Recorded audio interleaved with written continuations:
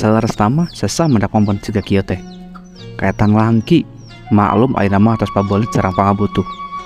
Tapi insyaallah urang sadaya sabengkeutan.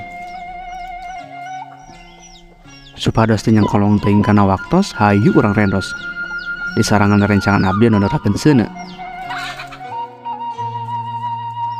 Salaras nama rerencangan abdi deui teu tiasa ngariung, margi saurang nuju ka Kota Intan, Garut ngamina silaturahmi ka mertuana. Mudah-mudahan aya dina kasehatan sadayana, amin Allah.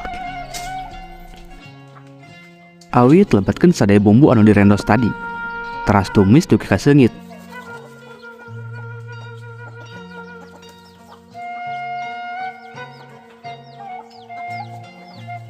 Saat seungit lebetkeun cai kahuripan, teras lebetkeun endog hayam cekap dua wae.